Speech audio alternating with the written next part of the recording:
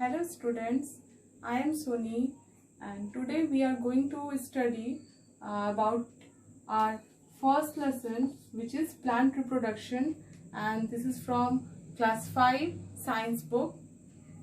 First of all, plant reproduction का मतलब क्या होता है? प्लांट का मतलब होता है हिंदी में पौधा और रिप्रोडक्शन का मतलब होता है प्रजनन। तो इसका मतलब क्या हुआ कि प्लांट जो है वो रिप्रोड्यूस करते हैं, यानी खुद के जैसे ही दूसरे पौधे को जन्म देते हैं। Plants are living things, they reproduce and increase in their numbers.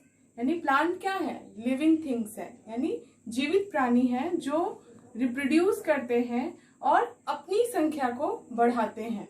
जैसे कि आप अपने घरों में कुछ फ्रूट्स लाते हैं, एग्जाम्पल के लिए मैंगो, और उनके सीड्स को हम क्या करते हैं? फेंक देते हैं।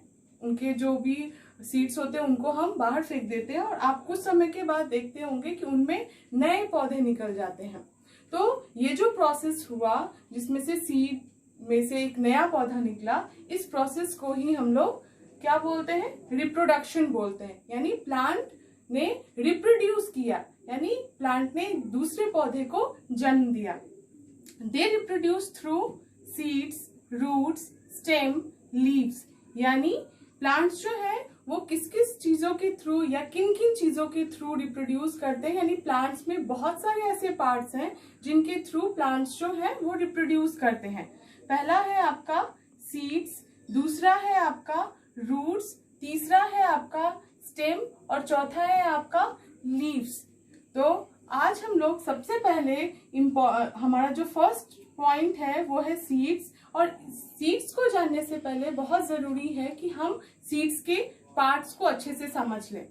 सीड्स के पार्ट्स को समझने के लिए यहाँ पे एक फिगर है, इस फिगर को ध्यान से देखिए आप। इस फिगर में बहुत सारे पार्ट्स हैं। पहला पार्ट है आपका सीड कोट, सेकेंड पार्ट है आपका सीड कोट, सेकेंड पार्ट है आपका सीड होल, थर्ड पार्ट है एम्ब्रियो और baby plant, and fourth part है सीड लीव्स और कॉटिलेडन।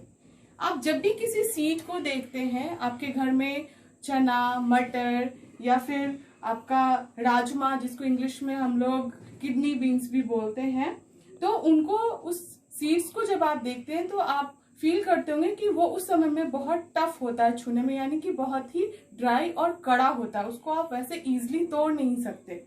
लेकिन जैसे ही हम उसको पानी में कुछ समय के लिए सोक करते हैं तो आप देखते होंगे कि उनका जो ऊपर का कवर होता है वो बहुत सॉफ्ट हो जाता है, जिसको इजीली हम हटा सकते हैं। तो वो जो सीड के ऊपर का जो कवर होता है उसको हम लोग सीड कोट बोलते हैं, जो कि सीड को प्रोटेक्ट करने का काम करता है। दूसरा पार्ट जो है वो है सीड होल। अब आपके मन में आएगा कि आखिर ऐसा सीड में क्या होता है जिसके कारण सीड को पानी में डालने के बाद वो फूल जाता है, या फिर उसका जो स्ट्रक्चर है वो बहुत ज्यादा स्पंजी या सॉफ्ट हो जाता है। तो उसका रीजन है सीड होल, जिसके थ्रू पानी आपके सीड के अंदर इंटर करता है। थर्ड पार्ट है आपका सीड लीव्स और कॉटिलेडन।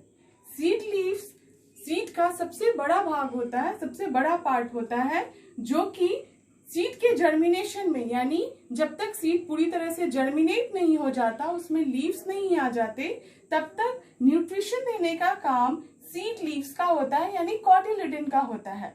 और लास्ट जो पार्ट है वो है एम्ब्रियो और बेबी प्लांट। ये वो पार्ट है जो आगे चल करके जर्मिनेट होकर के एक नए प्लांट का रूप ले लेता है। स्टूडेंट्स, आगे इस लेसन में हम लोग और भी बहुत सारे पॉइंट्स डिस्कस करेंगे, जिसमें से सेकेंड आपका पहला पॉइंट हम लोगों का था रिप्रोडक्शन इन प्लांट, जो हम लोगों ने अभी पढ़ लिया है। सेकेंड पॉइंट है हम लोगों का जर्मिनेशन, जो हम लोग अगले नेक्स्ट क्लास में पढ़ेंगे। थर्ड है सीड डिस्पर्सल, और लास्ट है हम लोगों का ग्रोइंग क्रॉप्स। तो आज के लिए इतना ही। Thank you.